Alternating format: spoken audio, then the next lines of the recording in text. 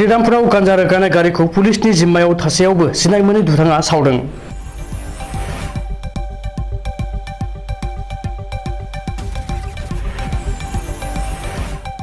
क'क्राझार जिल्लानि गसाइगाव महकुमा श्रीरामपुराव 37 नं हादोरारि राजा लामायाव सिमलताफु थानानि पुलिसआ हमनानै पुलिसनि जिम्मायाव दोननाय गांजा रोगानाय ट्राकखौ सोरबा सिनाय मोनै दुथाङा अर सावनानै होदों।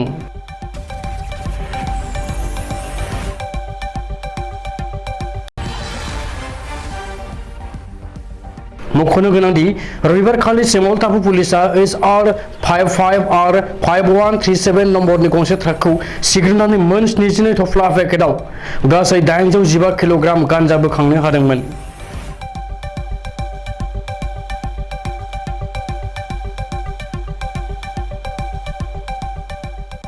बे हमनानै मोननाय गांजानि बेसेनखौ पुलिसआ गासै 1 कौटि रां जागोन होननानै साननानै लानाय जादों। बे बिथिङाव पुलिसआ गारिनि ड्राइभार राम बिश्वास आरो हेन्डीमेन पिन्टू मिश्रखौबो सिमलताफु पुलिसआ एरेस्ट खालामदोंमोन।